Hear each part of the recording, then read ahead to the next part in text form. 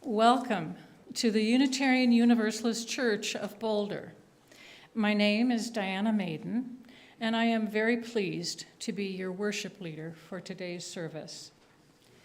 We welcome all at the Unitarian Universalist Church of Boulder.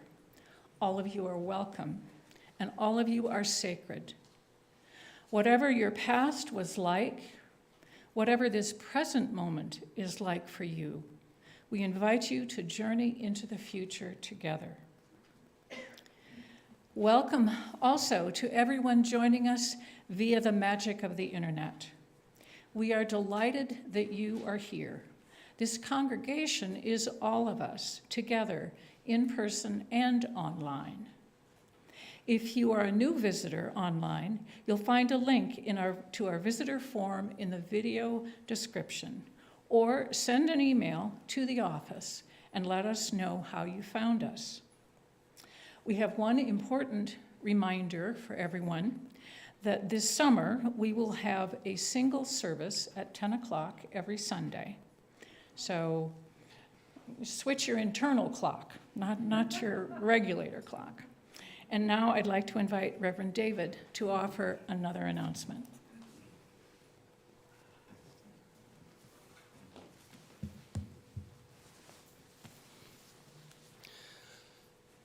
I am absolutely thrilled to introduce our new membership coordinator, Tammy Matthews. Tammy, do you mind standing up?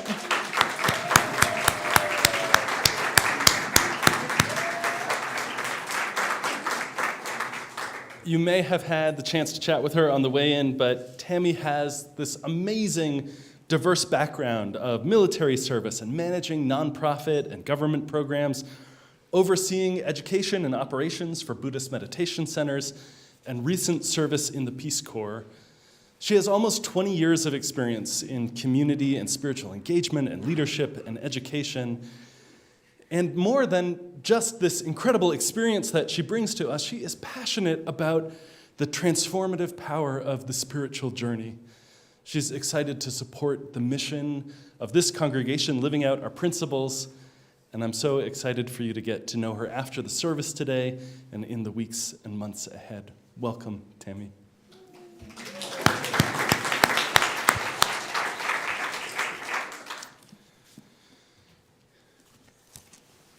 Well, welcome summer also. Instead of a call to worship, I'm going to tell you a story instead this morning. This is by Rachel Naomi Remen in her book, My Grandfather's Blessings. She writes this: "Often when he came to visit, my grandfather would bring me a present. And these were never the sort of things that other people brought, dolls and books and stuffed animals. My dolls and stuffed animals have been gone for more than half a century. Many of my grandfather's gifts are still with me. Once, he brought me a little paper cup, and I looked inside expecting something special. It was full of dirt. I was not allowed to play with dirt. Disappointed, I explained this to him, but he smiled at me fondly, and turning, he picked up the little teapot from my doll's tea house set and took me to the kitchen where he filled it with water. Back in the nursery, he put the little paper cup on the windowsill and handed me the teapot. He said, 'If you promise to put some water in the cup every day, something might happen.' At the time, I was 4 years old, and my nursery was on the 6th floor of an apartment building in Manhattan. This whole thing made no sense to me at all. I looked at him dubiously. He nodded with encouragement. 'Every day, granddaughter,' he told me, 'every day.' So I promised. And at first, curious to see what would happen, I didn't mind doing this. But as the days went by and nothing changed, it got harder and harder to remember to put the water in the cup. After a week, I asked my grandfather if it was time to stop yet. Shaking his head, no, he said, 'Every day, granddaughter.' Well, the second week was harder, and I got resentful of my promise to put the water in the cup. When my grandfather came again, I tried to give it back to him, but he refused to take it, saying simply, "Every day, granddaughter." By the third week, I began to forget to put the water in the cup. Often, I would remember only after I'd been put to bed. I'd have to get out of bed and water it in the dark. But I didn't miss a single day. And one morning, there were 2 little green leaves where there hadn't been the night before. I was completely astonished.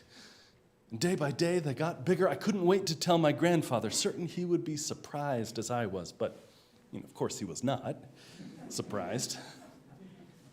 Carefully, he explained to me that life is everywhere, hidden in the most ordinary and unlikely places. I was delighted. "And all it needs is water, Grandpa?" I asked him. Gently, he touched me on the top of my head. No, he said. "All it needs is your faithfulness."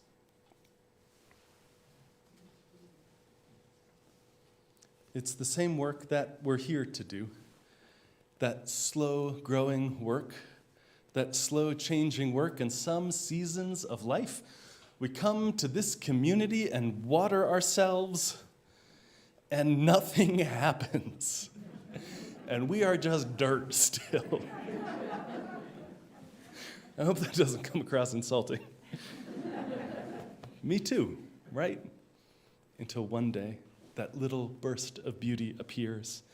And our work always is faithfulness, to return to our values, to return to our missions, to return to our hope, not in the thin sense of optimism, of inevitable good things coming no matter what, but in faithful curiosity for what might bloom. Will you rise in body or in spirit? Let's sing together.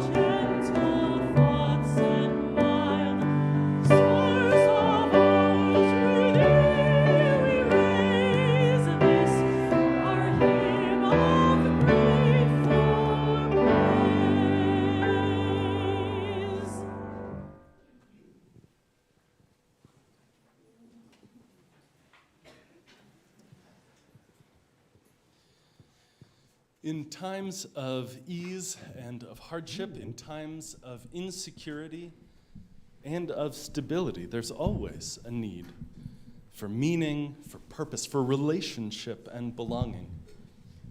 And that's what brings us to this moment. And before I invite forward the new members who have joined to formally be recognized, we pause to dwell for a moment in the sacred ordinariness of our community. We are here together to do the mundane and holy work of making a life. We weep together and laugh together. We sing and sit silent. And we serve on committees and pledge our time and treasure and mourn our dead and bless our children and break our hearts open to the world. It's what we're here for. Now, the truth is neither churches nor their members are perfect. And if you hang around here long enough, if you have hung around here long enough, one of two things, and probably both, is going to happen. Eventually, the church may disappoint you.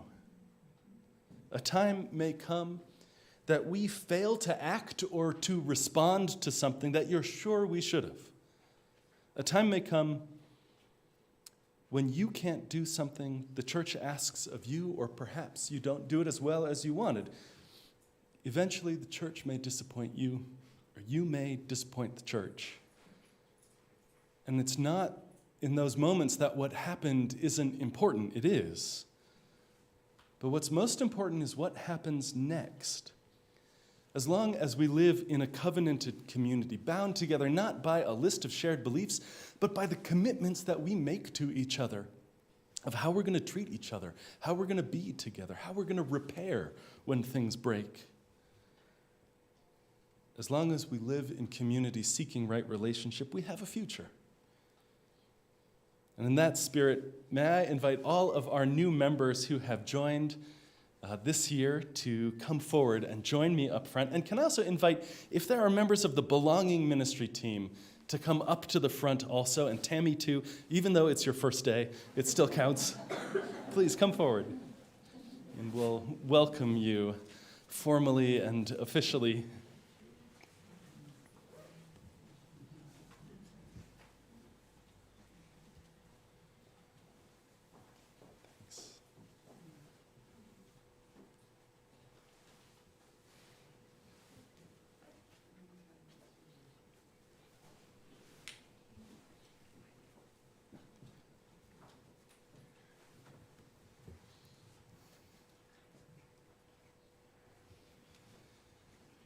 Friends, we welcome you this morning as we affirm in ceremony what you've already made real in your individual lives, which is your commitment to this congregation and to the liberal faith. Outwardly, what you've done to be a member is simple. You just signed your name. But you've come to this step through many paths. And for some of you, it was easy. You found a group. You united with it. For others, the road was long, and your commitment came at the end of pilgrimage. To become a member is to pledge yourself to the common good of this community, not just as a consumer, but as a co-creator. Being welcomed and welcoming the next people coming through our doors. Each member who joins our church, all of these folks and myself too, everyone brings gifts and needs, questions and answers. And we welcome each of you for the unique contribution you're making already in this congregation, and for the potential within all the rest of us that you're going to help bring forth. We are, all of us, stewards holding this church in trust for generations to come. Y'all have already received books and information, food for the mind, and you've received care and community, room for the soul to grow. So today, we give you roses brought forth from the earth as a token of the lifelong spiritual unfolding. May this be a house that holds the fullness of your life, body and mind, heart and soul.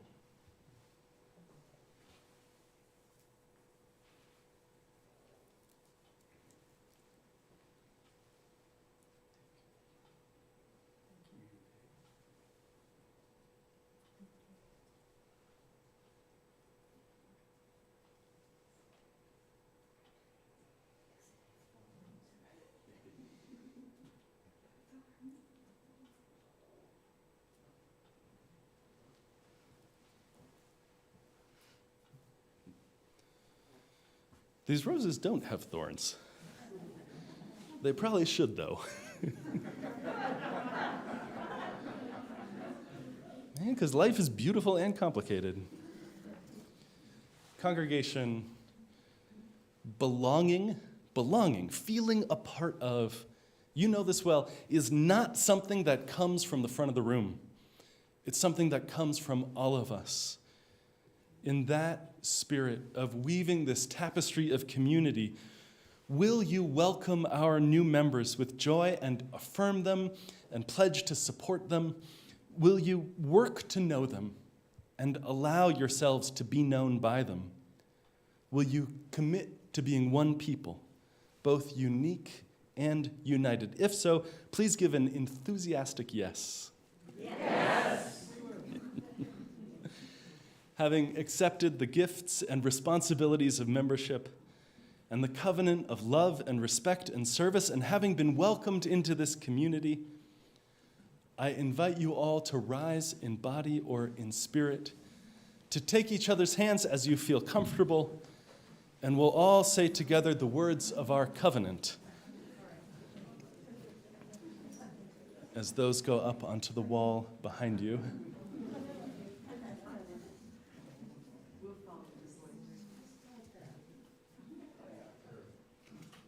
We gather in fellowship to speak truth to each other, to reach out and touch one another, to care with each other, and to seek the truth divine.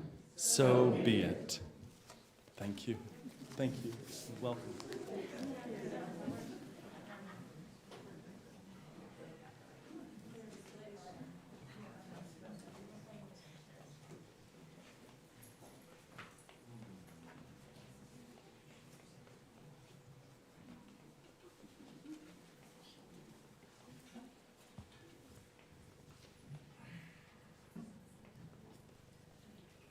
If you are joining online and have a candle or a chalice nearby, please get ready to light it.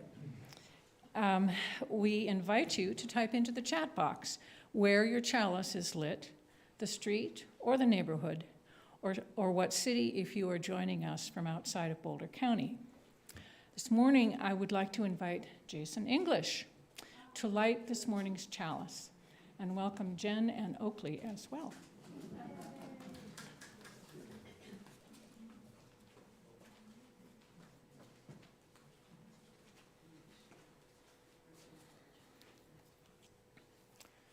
Good morning.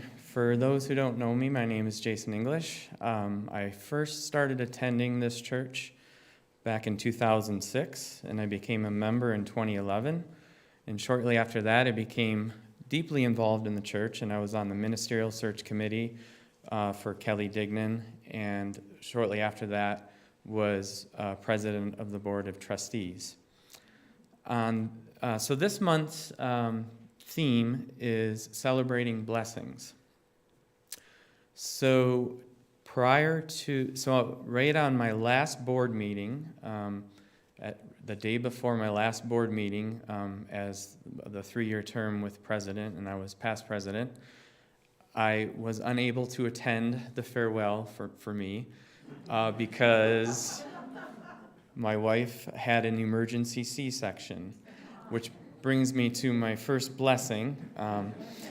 We have a baby boy who's now turns 4 years old next week, Oakley, and he was born healthy, and becoming a new parent provided an experience and a type of blessing I could never even articulate properly because of how it affected me deeply spiritually and a sense of love that I never felt before. With every new thing brings a loss of old things, and I didn't understand at the time how becoming a new parent would have a loss in other parts of my life, and to such a degree. And I departed from the church, and when he turned 2, we had a pandemic that also grossly affected everything, and I have only been here 3 times in the last 4 years, and that was a big loss to me. But which brings me to my biggest blessing I'd like to share, and that was being able to come here today and see a whole lot of new people and familiar faces that I haven't seen in years, and brings me just real gratitude and joy to see people again that I've deeply missed. And so I light this chalice in celebrating the blessings of community. And even if it's been a long time since you've been around people, it makes it all the more valuable and worthy of celebration to see people again.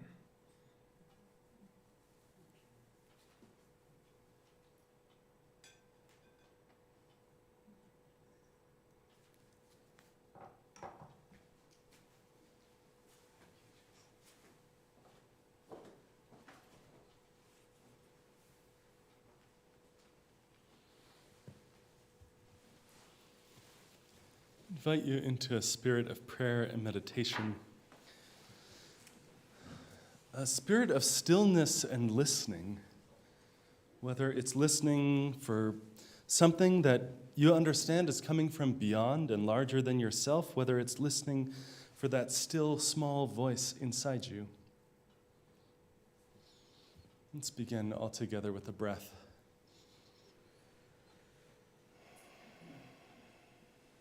And another slowing down.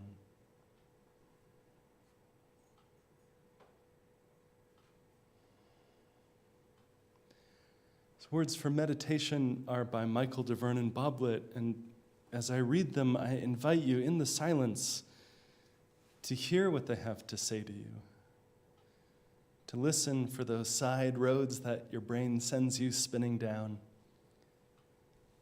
to listen. Blessed be the flower that triumphs at last, over the snows, over the centuries, over the heavy feet of cattle and of soldiers treading down the fragile places of the earth.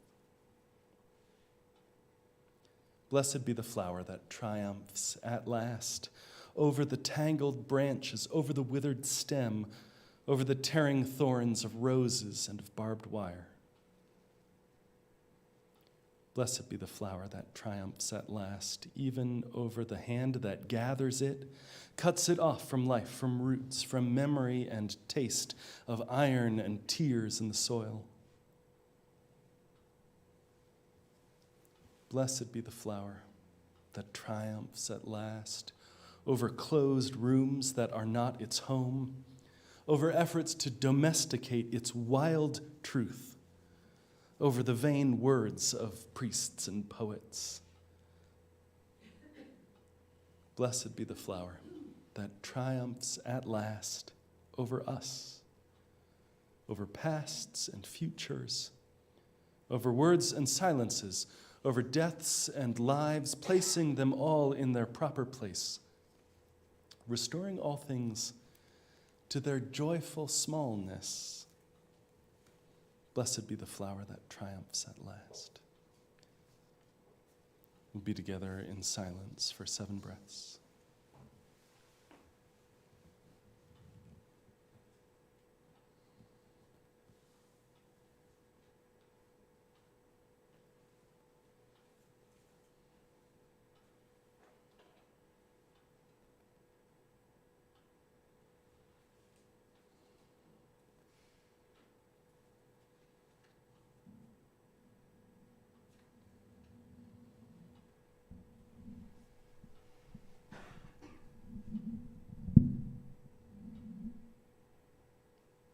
Amen.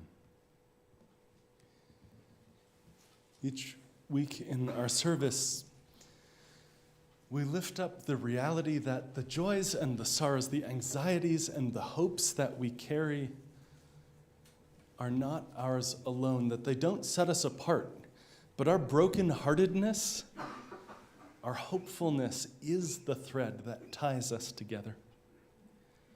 It's taken each of us long times of growth through sorrow and joy to prepare for our living now. And each of us makes a long, slow turning toward the sources of light in our lives. It can take days and decades. Like flowers, we are growing things who move too slowly to notice one day to the next. We're a people living into endings that are new beginnings. We're a people standing in a gateway hour, in a gateway house between past and future, birth and death, road behind, road ahead. Here we are in the middle of everything, bringing every bit of our humanity and hope. And while this morning we won't come forward to place stones, I invite you still to hold in your heart the joys and the sorrows that you bring with you, and to open your heart to know that all around you are people hurting and healing and hoping. This morning we lift up Linda Tharp Arn. Her memorial service will be here next Saturday at 1:30 and live streamed. We lift up in love Lisa and David Hughes, who can't get a break. They're both doing well but have COVID. We give thanks for the life of Harry Blanks, whose memorial service was yesterday. And Mary and Sue share their joy and pride that their son Elliot is graduating from the University of Denver on Saturday. For all these joys, these sorrows, and everything in between. Amen.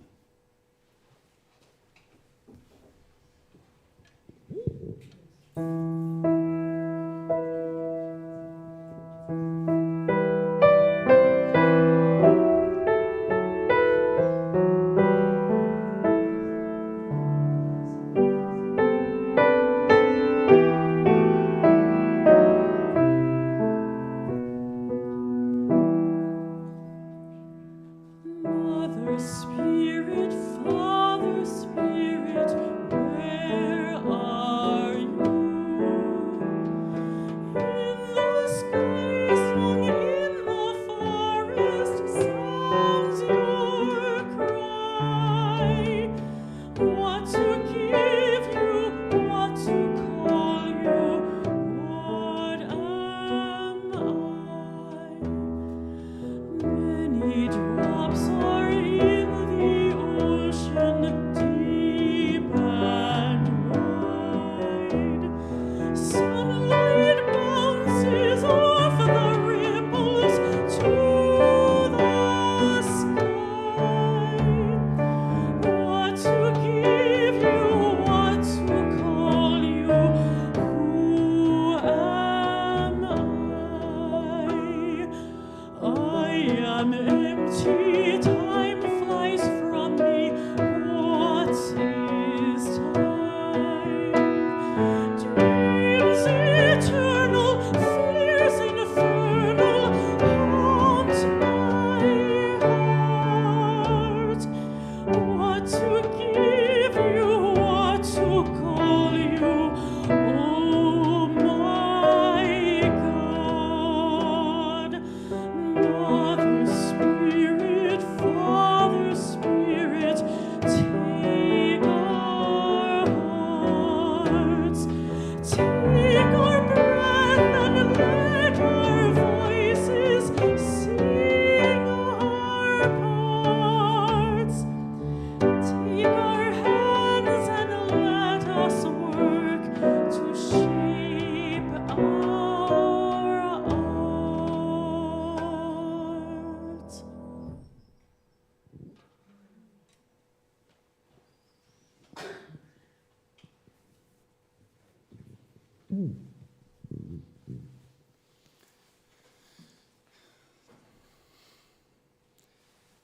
His mother was a devout Catholic.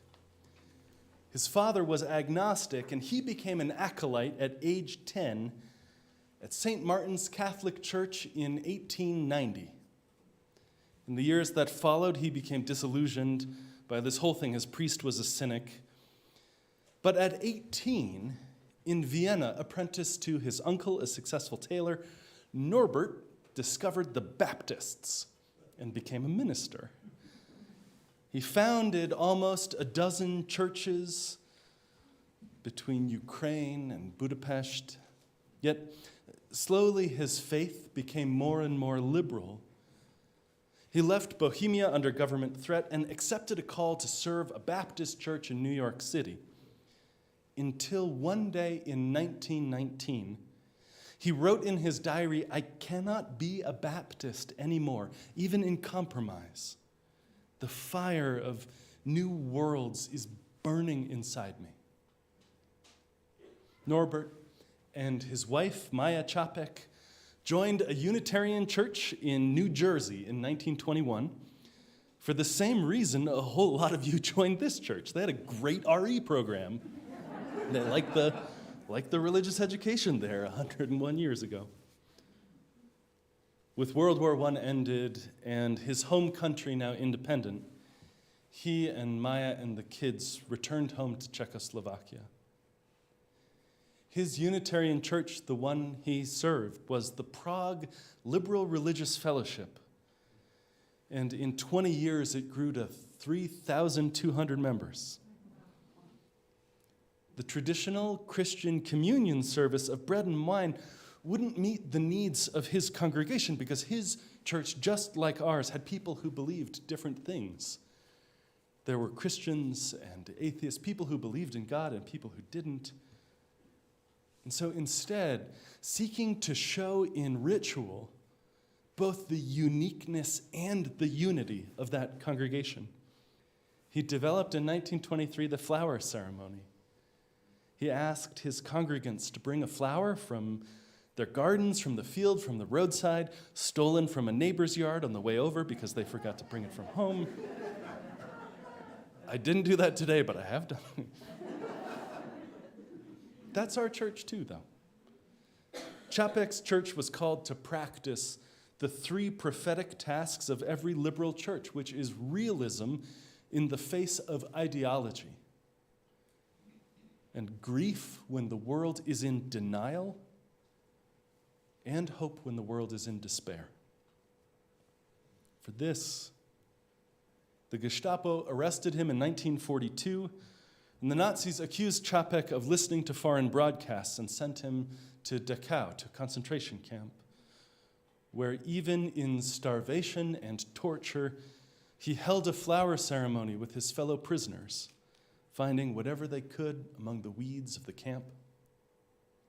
And they testified to a beauty larger than themselves, to a love that would outlive them. The Nazis killed Norbert Čapek, but his spirit and courage and commitment lives on today. It's passed to us now to make it real. His wife Maya brought the flower ceremony to the Unitarian Church in Cambridge, in Massachusetts, in 1940. And in the decades that followed, it spread throughout our congregations across this country. But what we're about to do is not a historical reenactment of something over and done with. This flower ritual is an affirmation of our continuity with the past, yes, with the generations of struggle for an ever-widening liberty. This flower ceremony, lovely though it is, isn't a diversion or avoidance or denial of ugly reality, but a gentle fierceness which proclaims that in the midst of dark times, there is always the light of beauty and the reality of hope. So we're not gathered to recall something that happened, but to remember something that's happening, to put it back together again, to put ourselves back together again, each as a part of the body of this community, out of many, one, each tending to our own little cups of dirt that are our self and spirit, tending them faithfully, watering them steadily, waiting for that leaf. As Čapek asked his people to bring a flower and take another, I invite you, as the music begins in just a moment, come forward down the side, take a flower If you've brought one with you that you still have, put it into the vase that someone else could take it in turn. Take a flower from our bouquets as a symbol of our shared celebration and community.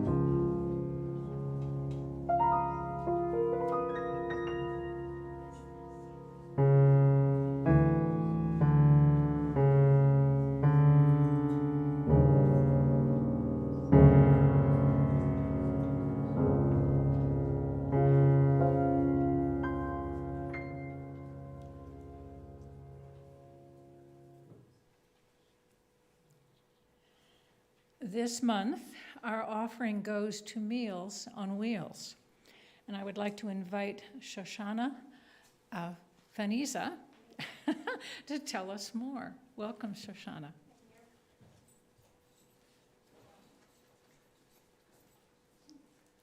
So I'm Shoshana. I'm the Development and Marketing Manager of Meals on Wheels of Boulder. And I guess I came on the right day because my name translates from Hebrew to rose and lily. So I'm a flower child. So Meals on Wheels of Boulder has been in Boulder since 1969. And our mission is to deliver tasty and nutritious meals with a friendly well-being check-in to our Boulder neighbors in need, regardless of age or income. And I just want you to know, if you don't know already, that every Meals on Wheels across the nation is individually run. So we're not a franchise, we are individual. And I think our Boulder Meals on Wheels is especially unique, and I'm gonna tell you why. So the first reason that we're really unique is we do not accept federal and state funding. And that means that we are able to cater to all ages and income, like I said. And right now, we have about 25% of our clients that are under the age of 60. So we are very proud that we are able to serve all of our Boulder community and not just a part of the Boulder community. The second reason that we're really special and unique is the fact that our meal program is very flexible. So the first thing is we cater to specific dietary needs, and not all Meals on Wheels does this. So if you're low sodium, low sugar, if you are vegetarian, et cetera, we will try to cater to your special needs as best as we can. And we're also flexible with payment schedules. We do a sliding pay scale, and we also accept food stamps, and we're the only ones in the region that does this. The third reason we're very, very special and unique is we have 3 social ventures connected to our nonprofit. The first one is our niche market that's in our building. It's a little grocery store. It has convenient items, grab and go for breakfast, lunch, and dinner. And it also has local favorites such as Proto's Personal Pizzas. We're the only ones in town that has this.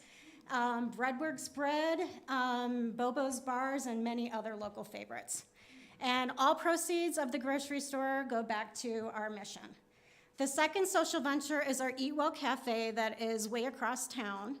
And, well, not way across town, but near the Boulder Public Library.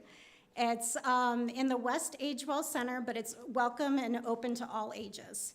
And it's home of the $6.99 full meal deal, so it's pretty cool. For $6.99, you get a choice of entree, side salad, cup of soup, and beverage and dessert, all for $6.99. It's a friendly community cafe, so bring your friends over there to have some lunch Monday through Friday, and for $6.99. And all proceeds go back to the mission, so lunch for good. And then the third social venture is we have our own food brand called Thank Goodness Foods. And we create tasty quiches and pies and soups, and they're available both at the Niche Market and the Eat Well Cafe. And again, all proceeds go back to the mission. The last thing I want to tell you about is Project Homecoming. And Project Homecoming is a special program that was actually founded here in Boulder, and other Meals on Wheels across the nation have adopted this program. And so anybody is eligible if you are discharged from the hospital or have due to surgery, or you've had a baby, or you're undergoing long-term treatment, or you're in rehab for an injury that you recently had. You can sign up for 5 free meals, no strings attached, and then you have an option to join the program for as long as you need it. So we provide meals so you can heal, and that's open and available to regardless of age or income. So since 1969, we are proud to say that we have served 2.5 million meals. And that's about 250 meals per day. We have over 130 volunteers per week. That averages about to 300 volunteers per year. So if you'd like to volunteer or you would like more information, I will be outside and after the service, and I'm happy to meet every one of you. So thank you so much, and we are very grateful for being chosen the Nonprofit of the Month. Thank you.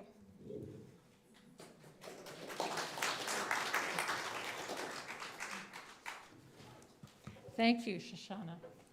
Please be as generous as you are able, and you can make a donation now using the link posted in the video description if you're online, or by sending a check to UUCB or scanning the QR code with your mobile phone. Thank you.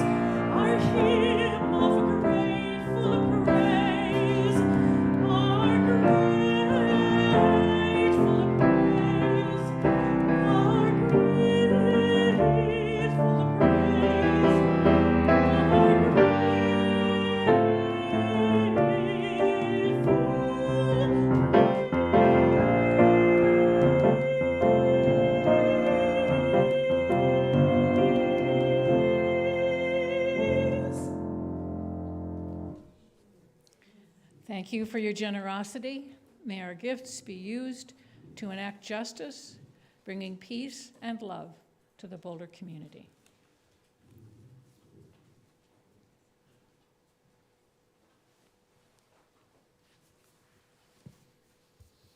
We are all of us seeds waiting in darkness, and we are all of us blooms bursting to life. You've brought unique beauty into this house, and you return home with something new. Share it. Pass it on. Maybe that flower, but certainly the gifts of you. Our worship is over and our service begins. May our hearts be filled with beauty. In just a moment, we'll rise in body or spirit to close in song, but before that, this is my last Sunday with you in the regular year. For most of the month of June, I'm here during the week, but out of the pulpit on Sunday, so I can plan and get ready for a hopefully more planful year than this one. And then sometime in July to be off on vacation. My family goes back to Boston. I'll see my mom, my sister, people I haven't seen in 3 years in person. I'm going to miss you dearly, and I am so excited for this coming year. Will you rise in body or in spirit? And we'll close together in song and then head outside